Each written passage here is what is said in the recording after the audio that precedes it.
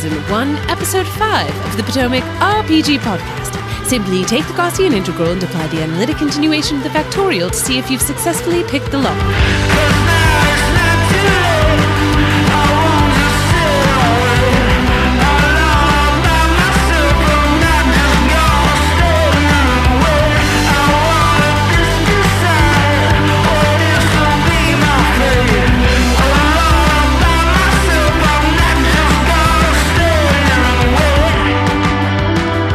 Welcome one and all to the Potomac RPG Podcast, a strange pageantry of misfits, magic, and mayhem. I am your host and exploding die roll, Adam. I'm your overly complicated vehicle rules, Matt. And I'm your draw a card from the deck to resolve a contested action system, Steve.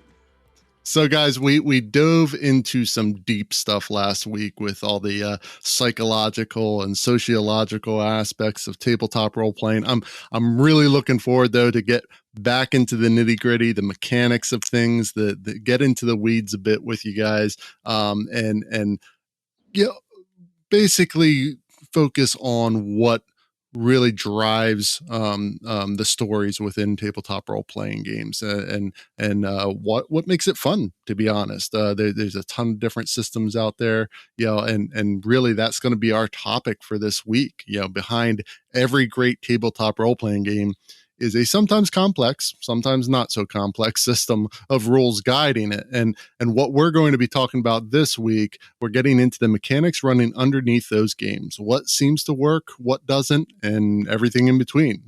Now, Matt, you're arguably the most experienced of the group in terms of different types of tabletop role-playing games that you've played. How many systems do you think you've actually played? Well, let's see. I mean, it depends if you mean games or systems. I would say types of games, probably somewhere in the neighborhood of 10 or 12. The systems overlap somewhat, so I'd say maybe something like 8 systems, a little less than that. Because, like Mage, Vampire, those, are the same kind of system, right? But yeah, my old roommates would definitely disagree with that, and they'll spend hours telling you about how they evoke one another but aren't the same and are meant to clash because that's part of the mystery of the world of darkness. Yeah, I mean, it depends. It depends how finely you want to distinguish setting from mechanics. But yeah, I've played quite a few, and some that are more narrative, others that are more rules heavy simulationist type games. And I think that when you play a bunch, you kind of get a sense of some of the mechanics that work well, and maybe some that don't. Steve, what about you? Like, what have you gotten exposed to over the years? So a lot of what I've played is sort of your white bread D&D and Pathfinder. I've played a lot of that throughout various editions, and when you start to look at second edition D&D to third edition D&D to fourth and now back to fifth, I think there's a good argument to be made that especially fourth and even really third is sort of almost a distinct system from their predecessors and their successors. Absolutely. Second and fifth seem like they dovetail a lot more and pull in some nice features of both in between. But I've also played some World of Darkness stuff, both the old World of Darkness, which is really the better World of Darkness. Yes. And then in terms of story anyways, and then the more mechanically unified new World of Darkness that they started in sort of, it's still kind of going, but not in quite the same format. I think they have both now running around. And I've played a little bit of some other sort of D&D style derivative games like Numenera, trying to think of others. I remember Alternity, which was TSR's attempt at a sci-fi system. Clunky. Yeah, it was clunky as heck, but you can see in the mechanics, there was the genesis of third edition's focus on the D20 system. Yeah. Really, to my mind, as I recall it, and I haven't read Alternity in a very long time, seemed to start there. So, a decent variety, but there's a whole wealth of different systems out there that I know exist, seem fascinating to play, and I know I haven't had a chance and probably won't get a chance to play. So I'm super curious to dig into this topic with you guys. Sure. And I mean, I'm going to admit up front, I'm going to be leaning heavy on you guys this week because I am not experienced in the different systems. I've only played a few and don't have the kind of history that you guys have. So this is going to be the Matt and Steve show this week, and I'm looking forward to it myself because I know we talk a lot about D&D on this podcast simply because, as we know from a previous episode, that's what a lot of people play. But there's a lot of great systems out there, a lot of new ways of doing things that, especially once we start getting into that narrative based games, the PBTAs and stuff like that, where it's a lot more focused on tags and that kind of stuff. And I'm really kind of curious to hear what you guys think on those types of systems. But let's first get into some questions. This first question is from Reddit user Jay Yeld, who asks, what tabletop role-playing game relit your spark or created an experience that felt totally unique from all the others? Lately, I've been wanting to add some new TTRPGs to my canon, having played a very thorough amount of D&D Monster Hearts, and now having experimented with Kids on Bikes and Vampire the Masquerade. Despite being in different genres and sometimes using very different rule sets that vary in level of complexity, I'm getting a little burnt out on RPGs that are some variation of GM sets up a challenge, player rolls something, and adds some stuff to it. They either succeed, fail, or have mixed results. Is that an intrinsic part of all tabletop role-playing games? Is it an oxymoronical for me to be looking for a game that doesn't involve rolling some combination of dice and then having an outcome, and then doing that for 2 to 4 hours for 4+ sessions? I guess I'm looking for a game that will crack this genre open for me in a totally new way. And I'm curious to hear about what games others have played that prove to them how diverse this genre of games can be, and showed them new possibilities in the tabletop role-playing game hobby. So, Steve, let's start with you on this one. What tabletop role-playing game kind of reawakened your love of the game and really opened your eyes? So it's really going to be a bland answer to start, but I 5th edition was really what rekindled it for me, and that's because of the sort of availability, the amount of people who are familiar with and interested to play it really sort of served as the genesis for that.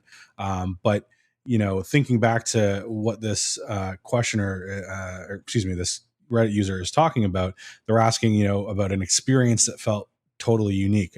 It's great TTRPGs that relit your spark. That might be in the context of someone who's been playing a lot and you're jaded and it's something new that gets you excited. But if you're like me and you haven't been playing consistently for the last 10 15 years, that's a little bit of a different experience. But when I'm trying to think about experiences that have been very unique, I tend to think, and this is a question that perhaps goes a little more broadly, and I don't want to get us off topic, but this idea of systems that are built for you to create a world using said system, and then systems that are built to evoke a particular either theme or style of setting. So D&D is one thing, but then you look at the questioner mentions Vampire the Masquerade, and I'm thinking about Vampire, I'm thinking about Werewolf, I'm thinking about Mage, and all of those associated World of Darkness games.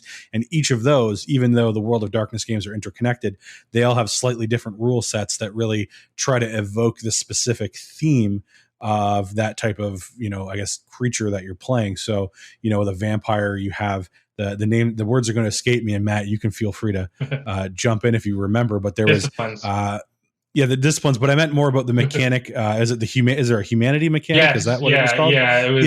You lose humanity as you go on. Right. And there's like the beast can come out and make you kind of become the more feral, violent vampire that's sort of more strictly and traditionally a monster. Whereas most of the game is you sort of walking the boundary line between being something that resembles a creature with morals and mortality, with these incredible powers and schemes and plots, or Mage, which I think Matt probably do you have a bit of experience with Mage? Yeah, I have a lot. Mage was my favorite of the World of Darkness games, so yeah, I remember Mage really well. Paradox.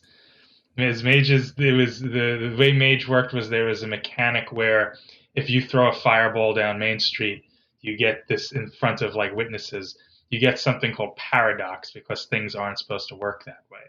And so as you build that up, bad stuff starts to happen to you. And you can, in the most extreme case, you could get like booted out of reality. So it was magic was based on the idea that pretty much anything you believe is possible, but what everyone believes is what is the rules. And the central conflict of Mage the Ascension was that you had mages kind of in this under society trying to overthrow the technocracy, which was the order of reason, which had created science and technology as the consensual reality for the way the world worked, and you're fighting against that. So it's kind of a neat premise. Well, and the mechanics really speak to it, right?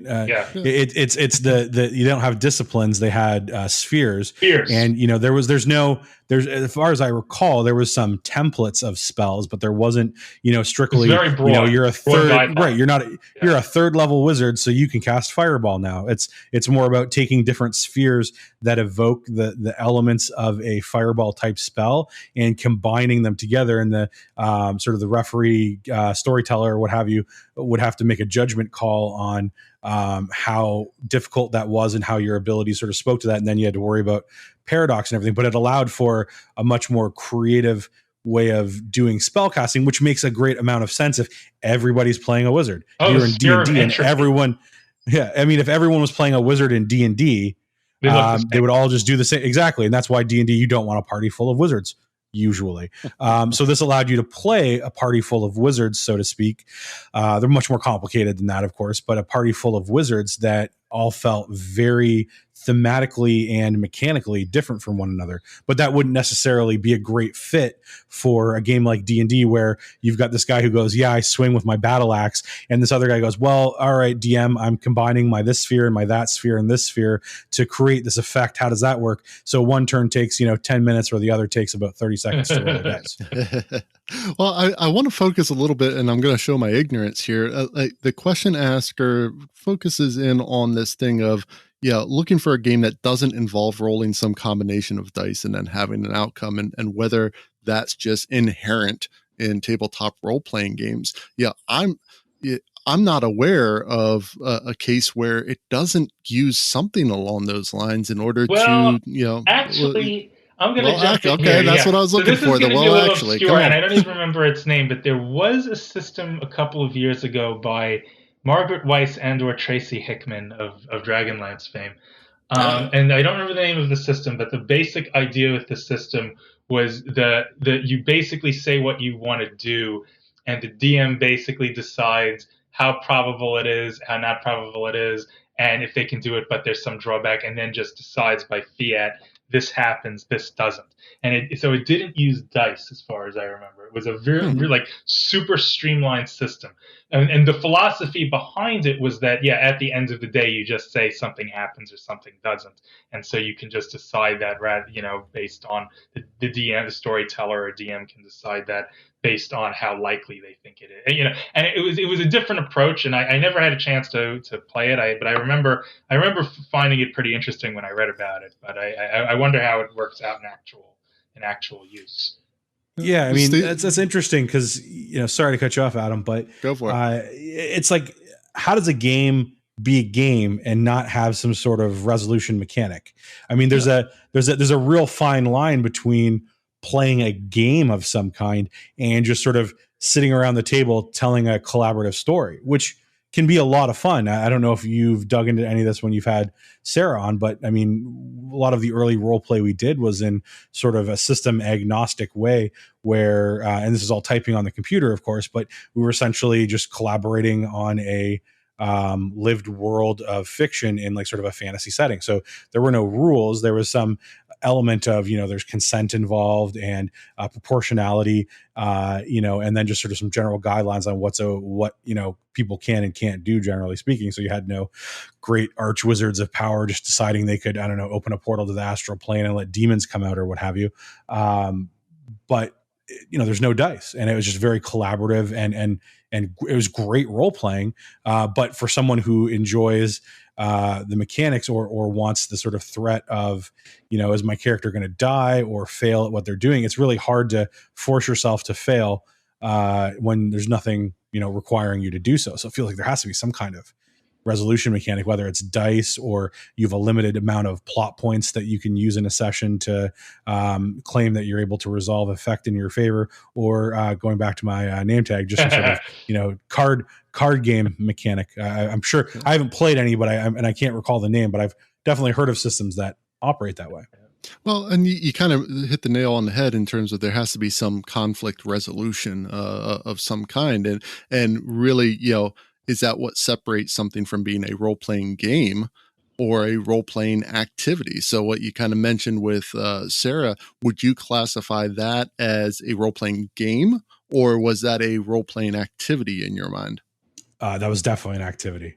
Yeah, I wouldn't call that a game at all. I mean, we referred to it as a game, but it's more in the sense of the game being the sort of shorthand for talking about the browser that we used and the world that we were playing it in. But certainly, that we spent way too much time on that for it to have been a game. Well, Matt, I want to hear some of your thoughts here in terms of, are you, number one, are you aware of any games that don't use dice or some combination of that? The one I was just mentioned, whose name I unfortunately the name escapes me, but I do remember it was Margaret Weissan or Tracy Hickman, and that's the only one I'm aware of that totally dispenses really with any kind of randomized task resolution. I know there are some card-based RPGs out there. I don't have much experience with them, but I think what the person asking the question is sort of getting towards is I think he sounds like he wants to move away from a simulationist type of game, which is heavy on mechanics, to one where the mechanics are at least lighter or more narrative. And there are quite a few narrative games out there. And Adam, I remember you ran a really enjoyable City of Mist set of games, and that's actually there is a die for resolution, but it's pretty simple and straightforward, and it's very much driven by story or plot points. And that might be something that the poster that the person asking this question would very much gravitate towards. Now for me, the kind of game, the game system that really kind of blew my mind about what an RPG could be is Steve kind of guessed correctly at the very beginning before we started the podcast, is Ars Magica. And for those of you who may not have heard of it, Ars Magica is a historical magical RPG where you play as wizards in a mythical Middle Ages. The default setting in the latest edition is the 13th century. What makes that game interesting is that there is a mechanical side, and it's a really good mechanical side about designing your spells and how your wizard's laboratory works. But there's also a very strong narrative element. And it's really not about a dungeon crawl unless you really want it to be, or a set of obstacles that the DM puts where you go from A to B to C. But it's more like, all right, your characters have this vast power. What do you want to do with it? What's your goals, your ambitions? And it takes some real setting investment. I mean, you have to know, read up on the setting, and you have to know the character mechanics well. But once you have that, then it's like, okay, the players say we want to build a tower, that reaches the heavens, or we want to, we want to create a covenant, a group of buildings for the wizards and everything underwater, and then it becomes more narrative, and there are mechanics for resolving how you might go about doing that, but it becomes really story driven and less of the, we're going to go down there, kill the monsters, take their treasure, and so it really changes the type of game you play. And and there's the historical element, like, you could be playing in Italy and meet the mathematician Fibonacci, right? He's it's a very different style of game, and I think it might be something that if you have the players and the investment, and you want to make the time investment, you have people who are real that you play with that are really into history. That type of game, I think, can be great. And I've heard great things about and to get back to what Steve had said, your wizards will be totally different from each other. They're different types, different things they can do, totally fleshed out in their backgrounds. Full characters. And so what's the mechanic behind it though? So how are things resolved? The base mechanic is D10 plus characteristic plus the D10s can be something called a stress die. D10 plus characteristic plus skill. There's variance on that, but it has exploding dice, so you can sometimes get really high results, but you can also botch. And with big magical workings, a botch can be really bad news, and you can get backlash. But there's ways of sort of avoiding or de-emphasizing the mechanics. There's different types of things you can do, which are kind of higher risk or lower risk. And so the mechanics, once you have a lot of the kind of like base totals kind of calculated for your laboratory or research things, you don't necessarily have to make skill checks for all those things, or you can try to control the types of skill checks you make based on how you go about solving a problem. And I kind of wonder with this question asker whether it's so much that this concentration on combination of dice and more so on whoever might be running that game, because I mean the dice rolls they're it's just to resolve the conflict, like and it really should almost be an under the hood kind of thing. Like if it's being kind of showcased in a certain way, the dice rolls should be kind of tangent to it, that doesn't really matter, that you don't really focus on that much. I mean, especially in the more narrative games, it's more of I'm not quite understanding the focus on the combination of rolling the dice, because that to me is just a basic concept of TTRPGs, whether that takes dice form or card form, or even in that Margaret Weiss game, basically the DM's head is acting as a dice roll. In a manner of speaking, yeah. But but I think for the narrative games, it can be somewhat elided. So, in the case of ours, yes, there's dice mechanics, but you could create a situation where you've pretty much just used a clever, magical solution to a problem, and the DM can just narratively say, well, there's no chance you're going to botch here because of how you've set up things mechanics. So there's no point in rolling, and this will totally do this, and this is what happens. The game is a mix of ours is a mix of mechanical and narrative, and I think for some games that can work really well, because I don't think you should necessarily have to roll dice for everything. So let me throw this out here, both to you guys. We're talking about this sort of distinction, a dice-based and narrative-based game, but I'm just thinking to plenty of our sessions with D&D. I mean, is D&D not at times also a narrative versus dice rolling game? And is any role-playing game, that really has any emphasis on the role-playing aspect, that's not really just sort of a simulation board game, is that not going to have narrative elements? And isn't it really just kind of down to the group, and especially the person running the game, to sort of be aware of when they need to use rules and when they just need to let sort of narrative role play come out, like a character making a really eloquent and poignant statement. Maybe you don't need to make a diplomacy check depending on the system, or, persuasion, intimidation, what have you, but you just, let the role play dictate how things go forward. Yeah, I mean, I think that's a good point, Steve, and I think you're right. It depends very much on the group and the DM or game master or storyteller running the game, to be able to make those calls. But I also think that certain systems emphasize the die rolling more than others.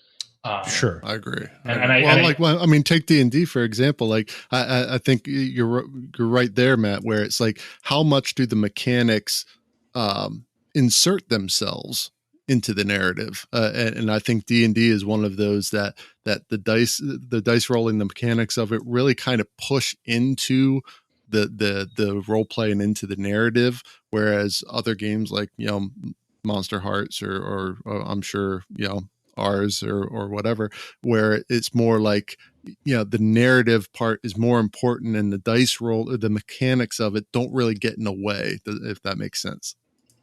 Yeah. I mean, I think in any game you have to. It depends when you design the game rules, kind of how much wiggle room you're willing to leave for narrative versus having how much the simulation aspect of the game come to dominate. And I think it's hard. I think when you design a game from the outset, you kind of have to really decide on a framework that you're going to have to define the boundaries of okay, how mechanical are these aspects of the game going to be, and at what point do we allow the narrative to take over?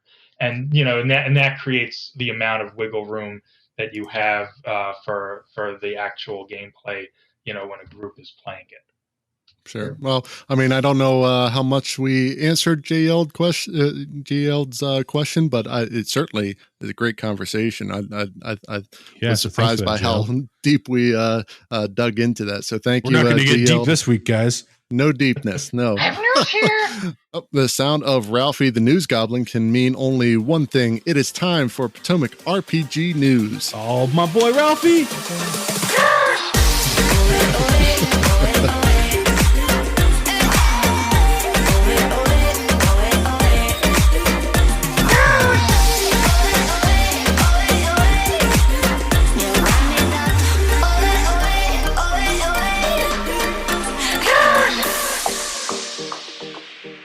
All right, so there's a new Kickstarter out that's pretty interesting. It's called Shadows of Esteren RPG Dark Romanticism, and it's their 8th year anniversary, and they're releasing this beautiful art book of the series. Now, this kind of grabbed my attention because honestly, I had never heard of it before, and it's won a bunch of awards, and the premise seems pretty great. Low fantasy, gothic horror type kind of game. Sounds pretty cool. And I was just curious if either of you have heard of this game before. So I actually backed one of their Kickstarters back in the day. I think it was, I don't know, maybe 2017 or something like that, and got like the sort of, here's everything we've published to date sort of collection, because the setting is very evocative, very interesting. It has just enough deviation from the sort of typical RPG sort of vibe that really appealed to me at that point in time. And unfortunately, it's one of those things where it's really neat, but if you don't sort of have a group that's together and sort of familiar with it, it never really got off the ground for me, I guess is what I'm trying to say. But it's great to see that they're still moving along, and quite frankly, the idea that they're putting together an art book makes a lot of sense, in that one of the things that really drew me to the setting was the fact that they had this fantastic artwork. And if you look at the Kickstarter, you'll see like they're offering an audio CD, and they have more than one, I think, audio CD that are songs, and probably I've not really listened to a lot of it, but sort of meant to be sort of evocative of the setting, and like background music to play while you're doing certain things in the setting. It really does nail a bit of that, dark age kind of feel, a little bit of a time of some ignorance or mystery, and it's definitely a neat setting. Yeah, I'm looking through it now, and the artwork is just gorgeous. I mean, I can certainly understand why they're releasing an art book, because this is just fantastic stuff. And you kind of brought up a cool thing with the music, like just looking into this series a bit more. There's a pretty heavy focus on the music side of things, and mm-hmm. definitely will be a future podcast at some point talking about music and RPGs. But it took me a little while to figure out what the system was. It kind of sounds a lot like Matt, your mage game, or was it Ars Mage? Magica? Ars Magic, yeah. Where it's which actually was kind of Mage at one point too. Yeah, well, the tangent there. Don't get Matt started. Edition, Don't get Matt started. Yeah, when White Wolf. I love you, Matt. Well, White Wolf did own it for a while. Yeah. Well, I mean, it's basically a D10 plus this plus something else, and you got to beat that difficulty level or whatever. But yeah, I really like the idea of low fantasy, that gothic horror side of things. It's not going to be dwarves and elves and mages tossing fireballs. It's very much a low fantasy setting, which I think that's pretty cool. I really like that. So I looked at some of the art, and it made me think kind of like fairy tales almost. It has that. I think that's absolutely true. Thinking back to some of the setting books that I did read back when I first got them, that's absolutely part of it. I mean, there's monsters in the world, and I'm stretching to remember things. So anyone listening who knows the setting, I apologize if I butcher any of it. But most of like the truly monsters that you would encounter aren't necessarily, there's not going to be like a stat block and like, here's a village of goblins. It's like you run into something that's like a goblin but it's more of a somewhat unique kind of creature that, fell magic and dark energies and horrible sins or whatever have probably given birth to, in the same sort of sense of a fairy tale, where a lot of these creatures are either singular in their nature, or if they're not singular, they're a part of some other whole that is just kind of like beyond really the scope of the people involved in the story to know. Like maybe Hansel and Gretel are being eaten by a witch, and maybe she's the only one, or maybe there's a whole coven of witches, but you're never really going to know about it from the context of the story, for the most part. Right, the things that just occasionally interact with humanity and are very much outside of, normal world.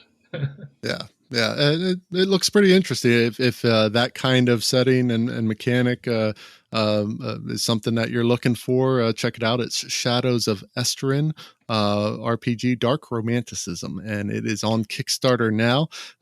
As of the release of this episode, got about 7 days to back it, so check it out. It's on Kickstarter now. Now, just kind of looking at those Kickstarters, there's not a lot out there right now, and obviously with everything going on in the world today, there's not a lot coming out on Kickstarter, but there was one, Steve, that I know you mentioned that just ended recently, didn't it? Yeah, that's the Torchbearer second edition. Yeah, what's that about? System. I'll admit, this Kickstarter was my first real blush with the Torchbearer setting. And it from what I've read and what I understand, it seems like it is made to evoke a lot of the same base premise as especially older school D&D was about. And this isn't about necessarily going back to the old mechanics or stripping down sort of modern conventions, but it seems more about evoking that feel of your adventurers. And you're probably, from what I'm reading, you're probably adventurers because there's not really a good place for you in the society in which you live. You've got, nobles are rich and everything else. You've got, your family's got room for so many people and so many mouths to feed.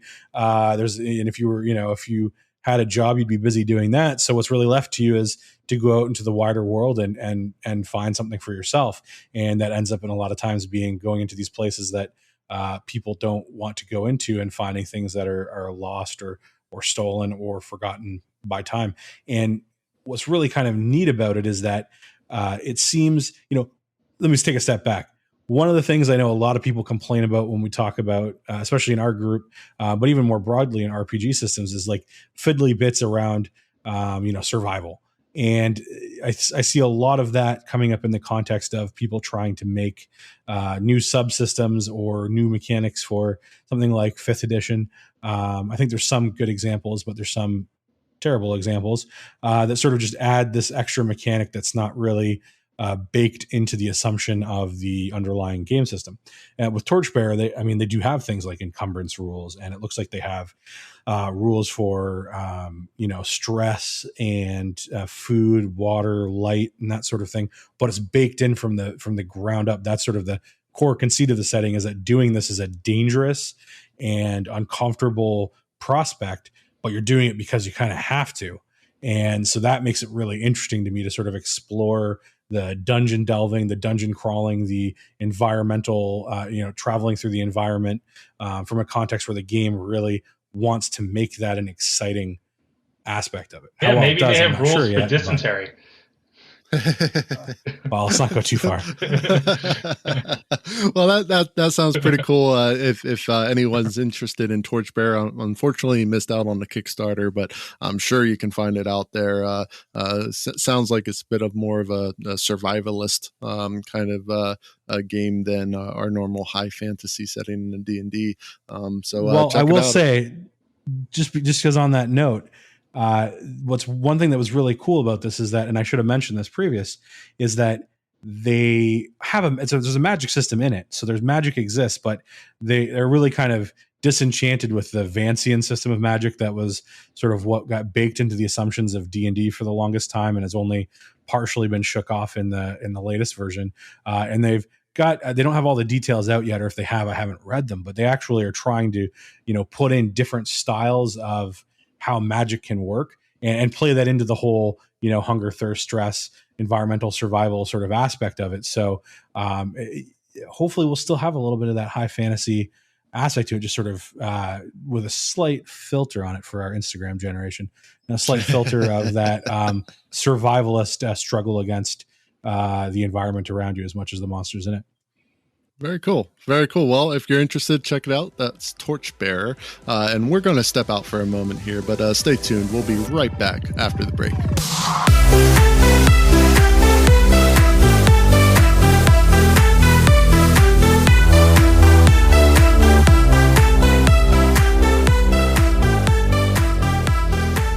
Let me tell you a little bit about Found Familiar. They have some of the absolute best coffee around, and it caters to people just like us, people who love D&D.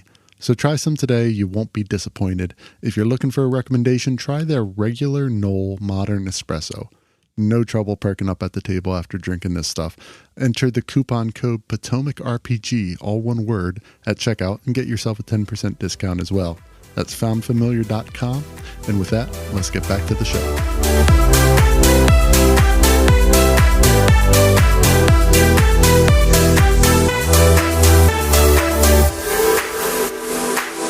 All right, let's get into another question here. This one comes from Reddit user Vika Krov, who asks, depressed would-be GM is looking for a system to play. Hey guys, sorry for being a downer right in the title, but my mood is at an all-time low. I wish to alleviate it by making others happy through RPGs, so I'm looking for systems.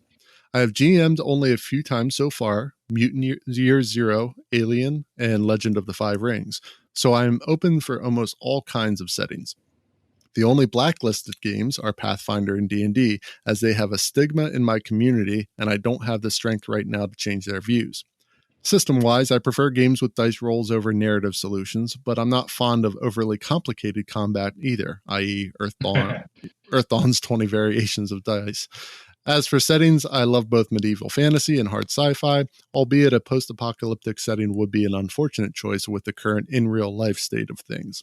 I've spent hours on Google trying to find a system I'd have fun with, but I found nothing to pique my interests. Reviews are too stale for me.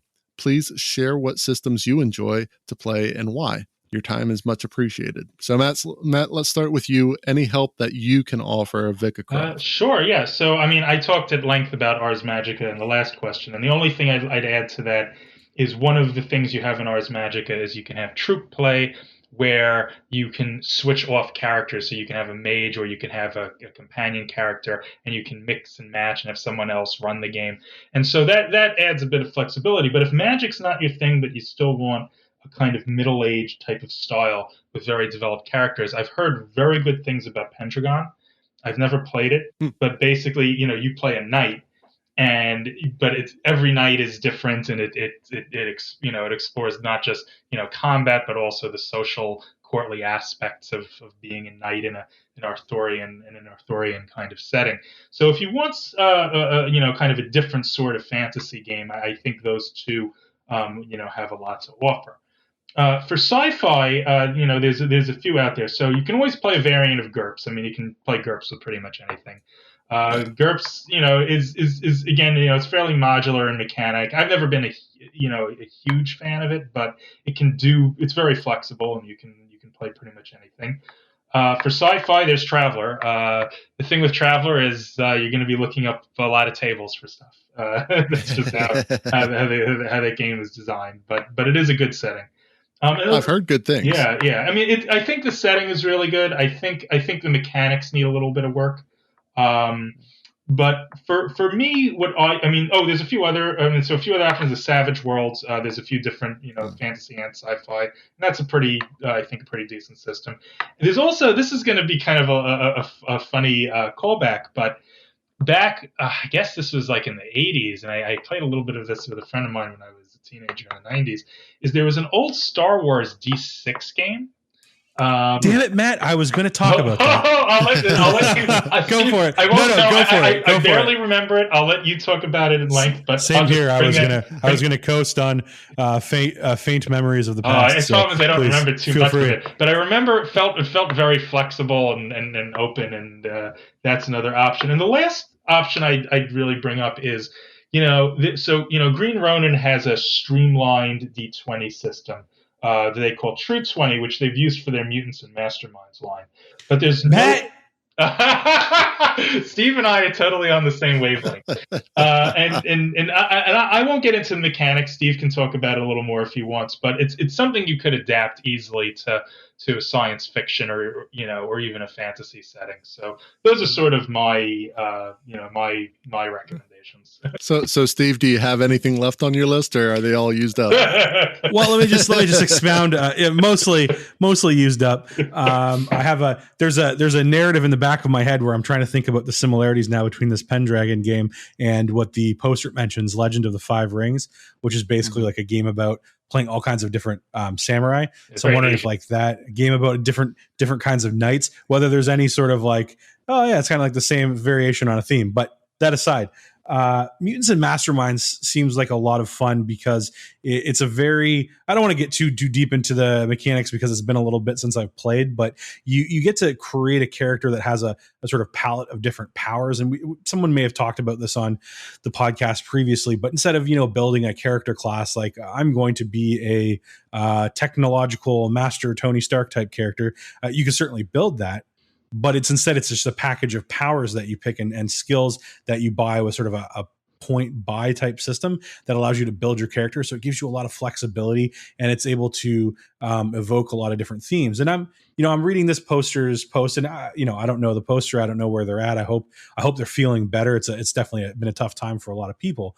But if your mood's at an all-time low and you're trying to make people happy through RPGs, saying you're looking for systems, maybe you're really thinking about that in a purely sort of mechanical sense. But I have to think that part of what's going to make a system or a game achieve that goal of improving not only the GM's spirits, but those of the players is something that has a great story around it. So, something like Mutants and Masterminds, who hasn't thought about being a superhero or who doesn't look at superhero movies are some of the biggest franchises going. So it's easy for people to sort of get.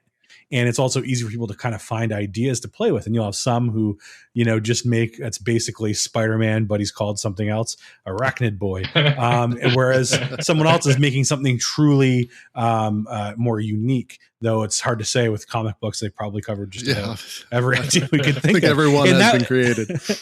Right. And that was where I was going to go with the Star Wars stuff, is that there is a set of newer games. I think, I can't remember who publishes them. Matt, you can chime in if you recall. It was a D20 Star Wars. Is it?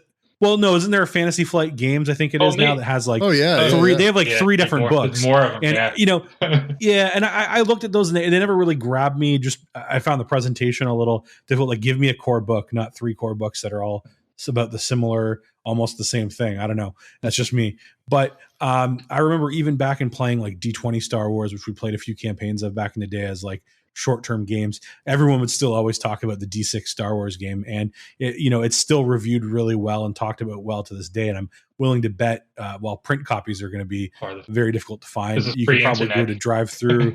Right, you can probably go to like drive-through RPG or something like that and find PDFs. A lot of old games get republished, and it's just who. If you like Star Wars, I mean, if you do like the premise of Star Wars, who's not going to have a lot of fun playing, a roguish smuggler or a giant Wookiee who bashes people over the head, or a Jedi. Failed Jedi drunk in a bar, which was one of the templates in that game. If I remember correctly. There you go. I mean, it's like it's guaranteed to lift some spirits. The only thing I would say is just stay away from all the Warhammer games. It's all grim dark, and it's not going to improve. It might be narratively interesting, but not going to improve anyone's mood. Yeah. Exactly. Unless I'm sure there's some people out there that for them Exterminatus is the sort of thing that makes them smile. And if that's the case, well then please go ahead and purge the Xenos. Have your fun. The Emperor protects.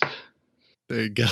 Well, thank you guys. Hopefully that helps out Vikarkrov a little bit. Hope that you find a system that you like and you're able to spread some of that joy to some others in this difficult time. But yeah, for right now, we're going to get into something else. There's a lot of systems that are out there. We've talked about a ton of them already. And most of our favorite games are based on a system that likely was created long before that game came around. So let's see just how much you guys know about what's out there. Listeners, it's trivia time.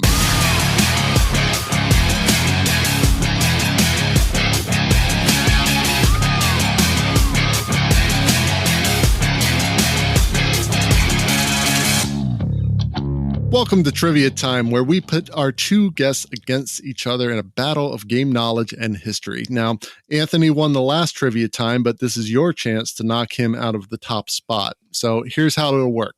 For each question, I'll give you a short description of a tabletop role-playing game system. You'll need to give me the name of that role-playing system. Keep in mind, it's a system, not necessarily the name of a game that uses that system. First one to buzz in gets to answer. You get it right, you get the point. Get it wrong, your opponent gets a chance to steal. You two ready? Yeah, sure. Let's go. All right. Let's do this. All right. So let's get into question one. Quick caveat. I don't know this stuff at all. So I pulled this stuff off the internet. So don't rules lawyer me or anything like that, because I'm just pulling it straight from the internet. And as we know, the internet is always right. So here we go with question one. This system of game mechanics for role-playing games was published in 2000 by Wizards of the Coast and based on the third edition of Dungeons & Dragons. The system is named after the 20-sided die, which is central to the core mechanics of the system. Steve. That's going to be the D20 system. You are correct. A little early on the buzzer there. All right. Question when you know it. Question two. This is a generic role-playing game system that was developed from the superhero RPG Champions. It is characterized by point-based character creation and the rigor with which it measures character abilities. It uses only 6-sided dice. Matt. This is a guess. I'm going to say Hero. You are correct. Hero system it is. All right. 1-1. All right. Question three. First released in 1980, this is a role-playing game system which originated in the RuneQuest fantasy role-playing game. It uses a percentile skill-based system and serves as the basis for most of the games published by Chaosium, including Call of Cthulhu, Stormbringer, and ElfQuest. System name. Doot. All right, that was the basic role-playing system. Basic. Of course. BRP. Basic, of course. All right, still 1-1. Question number 4. This system is a role-playing game system published by West End Games. The core mechanics of the system use standard 6-sided dice for all operations. Doot. That would be the D6 system. Okay, I just to be honest, I put my hand up before you buzzed to say the D6 system. Oh, did that you? was just total guess, complete guess. But just going on the basic. Steve, I'm sorry, your guess 20 seconds late of D6 system does not apply. Still tie ball game. Sorry. Question number 5. This tabletop role-playing game system was designed to allow for play in any game system, or any game setting. Created by Steve Jackson Games in 1986, characters earn points during play, which are used to gain greater abilities. You beat me on Steve. Buzz. I just beat him on the buzz, but I know he knows the answer. I'm going to guess it's GURPS. Yeah. GURPS is correct. Yep. Well done. That's 2-1, Steve. My Question number 6. You can take it up after the show. Question number 6. This tabletop role-playing game system was developed by McGuey Baker and Vincent Baker in 2010. It is centered around resolving what characters do as moves, which are resolved by rolling 2 6-sided dice and adding the relevant modifier, should modifiers be a mechanic in the game. Success levels fall on a scale of total success, partial success, or failure, referred to as a miss in the system. Matt. That's City of Mist. Incorrect. Steve. Powered by the Apocalypse. Powered by the Apocalypse is correct. Well done. Yes. So PBTA is the system. All right. So 3-1. No City of Mist isn't a great example of that, by the way. It is. It is. Absolutely. Question number 7. This system uses a dice pool based on your relevant attributes, skill, and any relevant assets or complications. It also uses plot points, which players can spend to gain extra dice when making a die roll, reduce the damage from an attack, or even make changes to the storyline. Steve. Is this the Cypher system? It is not. I'm sorry. Matt, chance to steal. I don't know. It is the Cortex system. I never would have guessed that. Yeah, I've heard of. I have no idea what it is, so I just read the questions. So, question 8: this system is based on the Fudge gaming system. It is designed to offer minimal obstruction to role playing by assuming players want to make fewer dice rolls. Written by Fred Hicks and Rob Donahue in 2003, most versions of this eschew the use of mandatory traits such as strength and intelligence. Instead, it uses a long list of skills and assumes that every character is mediocre in all skills except those that the character is explicitly defined as being good at. Exceptional abilities are defined through the use of stunts and aspects. Matt. Is this the Fate system? It is the Fate system. Well done. All right, nice. 3-2. Question number 9. Written by Shane Lacey Hensley, this system's character's traits are characteristics that are rated by a single polyhedral die. The more sides the trait is rated in, the better the character is at the trait, ranging from a 4-sided die, D4 the lowest, to a 12-sided die, D12 the highest. That would be Savage Worlds. Oh, that's yes, that's right. That is Savage Worlds. I mean, Matt, you talked about it. I didn't click that. All right, so last question, Matt. You have a chance to tie it. This can end in a tie here. Here we go. Question number 10. This system uses 10-sided dice exclusively. Usually, when a die is rolled and the result is 10, normally marked 0 on the die is said to explode. The mechanic for which the game is most widely known is the roll and keep system, where the totals of the kept dice are added together, giving the player the total sum for his or her roll. Steve. Is this the World of Darkness? It is Storyteller not. system? It is not. Matt, chance to tie it up. There's a lot of systems that work like that. Oh, I know what this is. Dang it. I don't know. Oh, it is the Legend of the Five Rings. Yeah, Legend of the Five Rings. Legend of the Five Rings. Legend of the Five Rings. Is that a system or a setting? Both. Well, it's a game, and it is the system, at least according to the wiki. It was yeah. The roll and keep should have clued me in. So now this is all according to Wikipedia because I really don't know. But suffice to say, Steve, well done. You have won this week's trivia time. Yeah, my buzzer was defective. Proud of. Yeah. Also defective our knowledge of esoteric game systems. That was pretty hard. That was a pretty hard one. Good job on finding some real brain teasers there, Adam. Yeah, you really took us to the limit.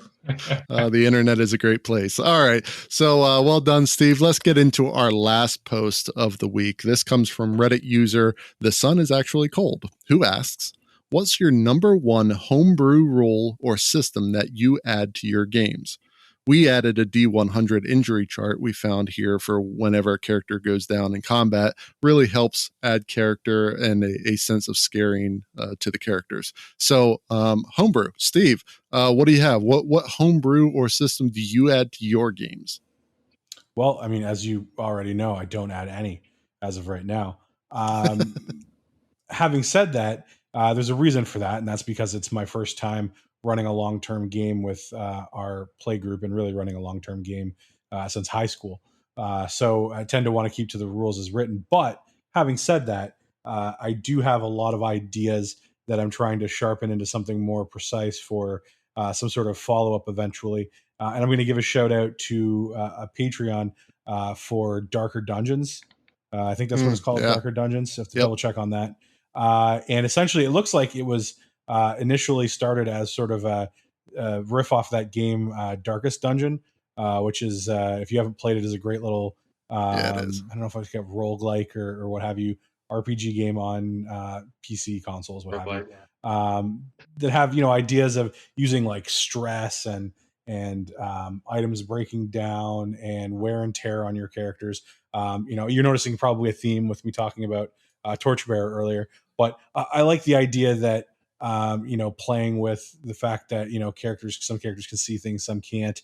That equipment could, you know, eventually fail you. That, you know, without needing to necessarily keep track of how many arrows are in a quiver, that the ranger who's been out in the forest and hasn't made new arrows and has been rolling from combat to combat for 4 days has a chance of running out of ammunition, just like anyone would. Or, you know, you and your trusty axe that you've been using since level 1 and you're now level 6, that axe, unless there's a good reason otherwise, could break down from use. And it just adds a little bit of some of that survival aspect, a little bit of resource management. But obviously I want to make sure it doesn't go too far in the other direction either. Well, Matt, how about you? What's your homebrew? So I mean, I haven't DM'd in a long time, but you know, last when I did try a couple of homebrew rules, most of which were kind of disastrous for one reason or another. I remember I think most homebrew is. Yeah. I mean, I remember we were playing Rifts at one point with my group, and and Rifts has a lot of mechanical. Yeah, how hasn't that come up so far on this podcast? Yeah, well, there's a reason for that. Well, I haven't seen the newest edition, so I shouldn't say. And maybe Kevin Sembieta will come over to my house and beat me up if I say something wrong. So maybe the newest edition is better. But the old edition that you know I had played, there were a lot of issues, and so I think I had tried hit location systems, and that just slowed things down. And then you know, because it did have hit location, but we tried to randomize it, and that didn't work. And then we tried to have more realistic rules for the action economy in Palladium RPGs, which is like totally messed up. And none of those worked. The combat slowed to a crawl. One thing I did once that did kind of work well was there was an old second edition D&D setting, Birthright, which was kind of Highlanderish. You could kill other blooded people and take their power in this kind of Highlander kind of way.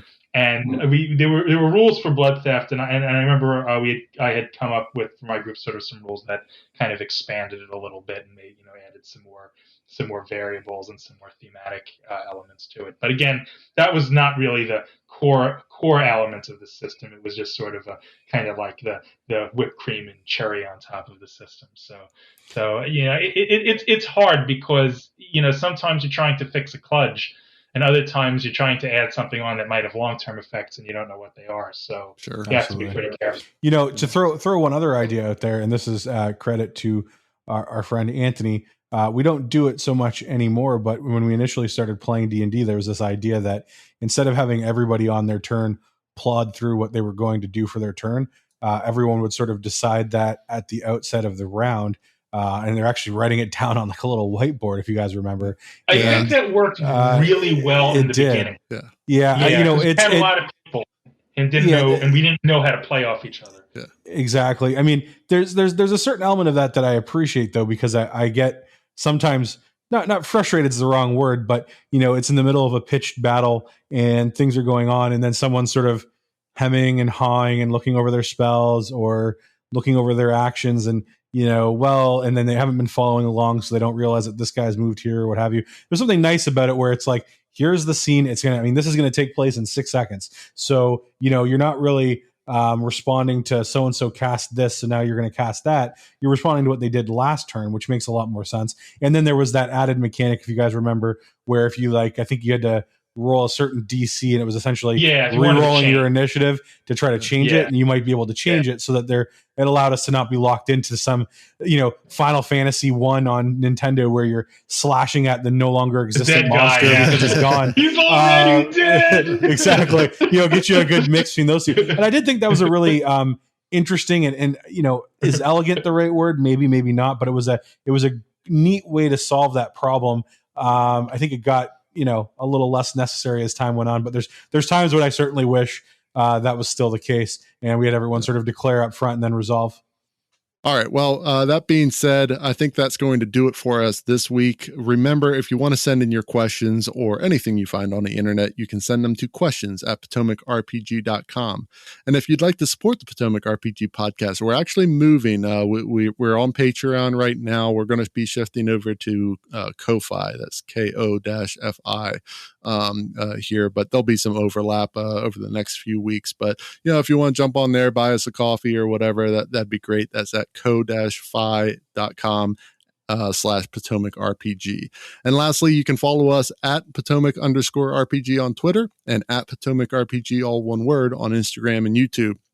Big thanks to Matt and Steve for being on the show. Really interesting conversations that we had here today. And thank you to the rest of the Potomac RPG crew and, of course, all of our wonderful listeners out there. So for the Potomac RPG podcast, I'm Adam. I'm Matt. And I'm Steve. Till next time, keep those dice rolling, keep those stories coming, and never stop playing. It's like you did that on purpose. Yeah, you did that on purpose.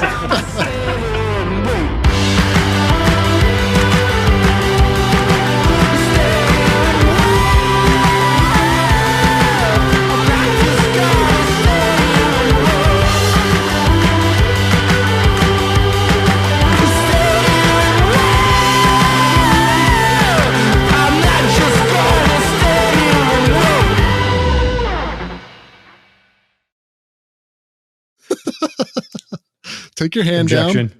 Take your hand. There you go. Objection, Your Honor. You can appeal to it after the show.